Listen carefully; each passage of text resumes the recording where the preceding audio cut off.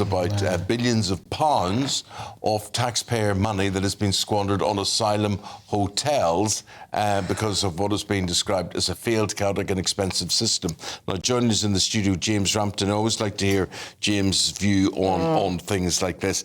James, you couldn't make this up. No. You know, honestly, just when you think...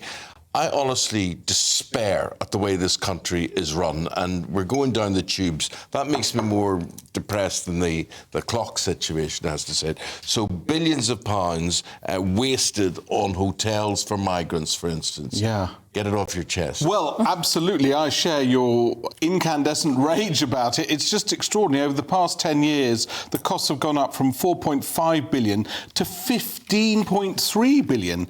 I remember about 2 decades... Not a word about it. Not a word. Nobody's warning us this has happened or whatever. It's a stealth disaster. Well, until today, when it's on the front page of the Mail. But John Reid, I remember, when he was one of Tony Blair's many Home Secretaries, when he became Home Secretary, he said the Home Office wasn't fit for purpose. And it seems 2 decades later, nothing has changed. This new report from MPs says it's not up to the challenge. I was struck last week, people talking about the destruction of the East Wing by President Trump seemed emblematic of his wrecking ball presidency.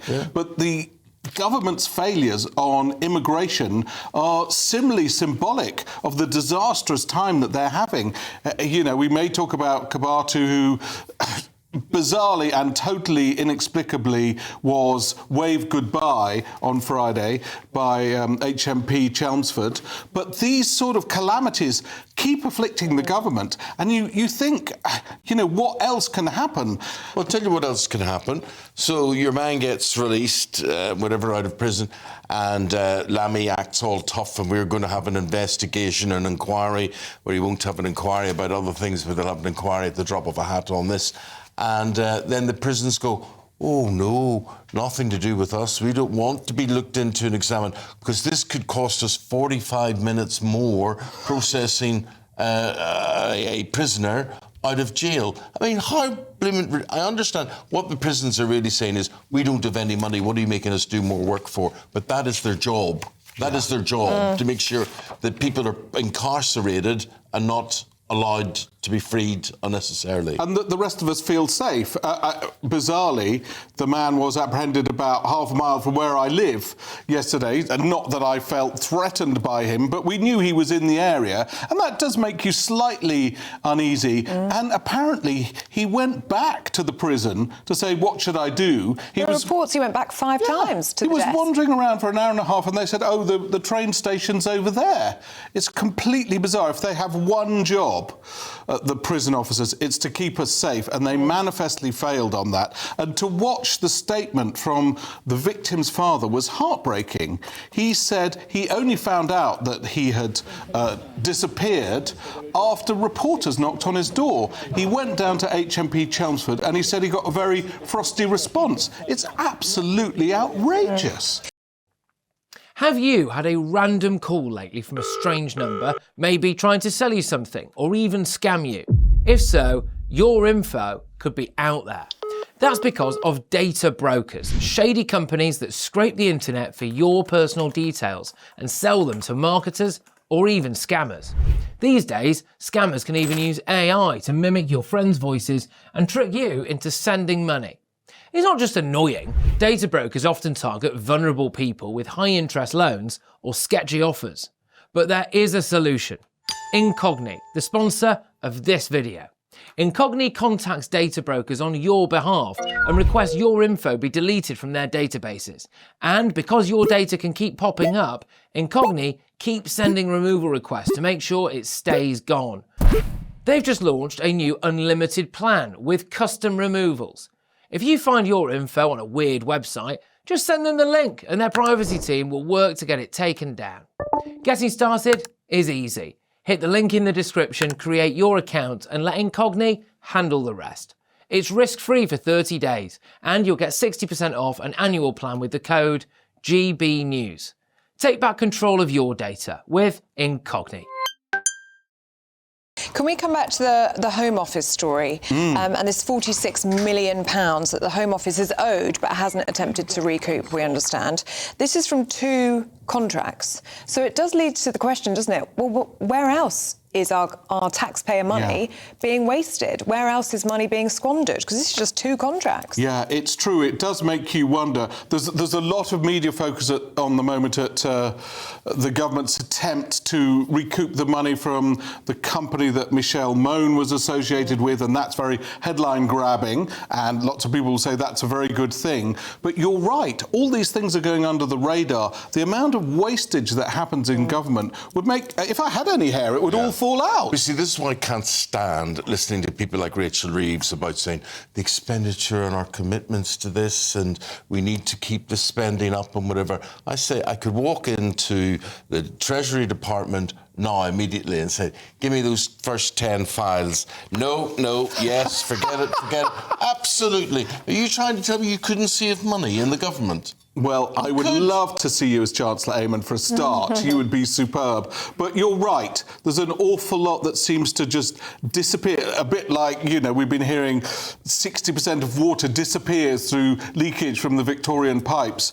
The system of government is faulty and enables a massive squandering of our money. That's what's really enraging, is it's our money that seems to be so carelessly handled. They're not looking after it. And this hotel story exemplifies that. Yeah. We had this report last week, didn't we, into the Home Office saying that it was dysfunctional and detached from its core functions. And the Home Secretary, Shabana Mahmood, was saying, look, it's not yet fit for purpose, but I can fix it. Do you think that this is potentially beyond repair?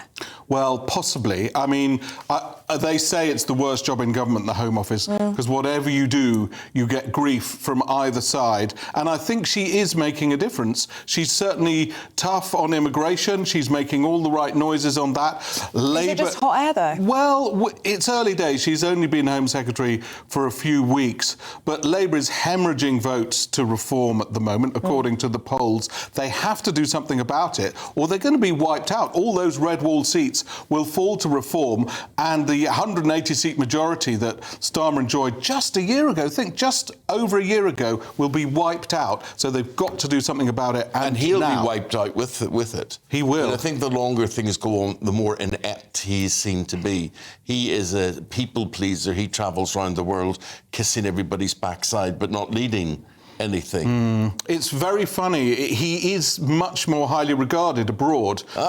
People say, oh, look what he's doing with Zelensky and how brilliantly he's finessed it with Trump and how wonderful he is with the EU, all of which may be true, but to most voters, that's a secondary issue. Of course, we care about the war in Ukraine. It's massively important for the future of Europe. But people care more, and I may sound being cruel here, but the fact is people care more about the migrant boats than anything else. And they also care about what Harold Wilson used to call the pound in their pocket. Yes. The cost of living. The things that affect their lives on a daily basis. And people who are having to go to food banks from previously middle-class existences, people who are struggling to pay the rent, that whole terrible phrase, heat or eat. You either heat your flat or you buy food. Those are absolutely unthinkable choices. My question is, how will people afford Christmas this year? I mean, a serious question.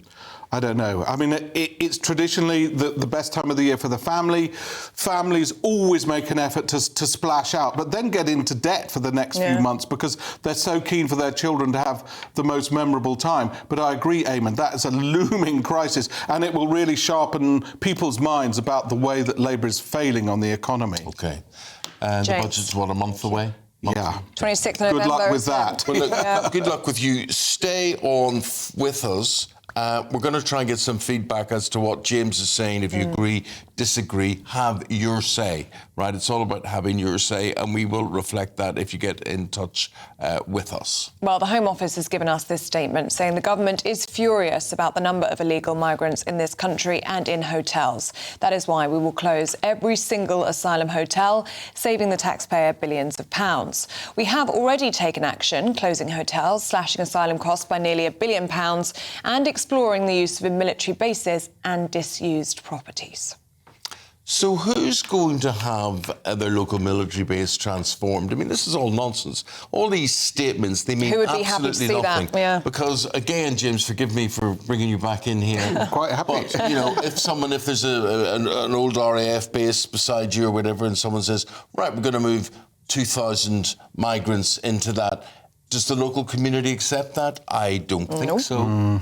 Yes, I mean, we look at what's happened in Epping, you know, there are, and all over the country, actually, there have been protests about that. So that's a really delicate diplomatic issue for the government to try and convince people that it's in the national interest to allow people into the country and to stay on these disused bases. But you're right, a huge kind of people-pleasing exercise will have to take place in order to convince people that it's OK. Yeah.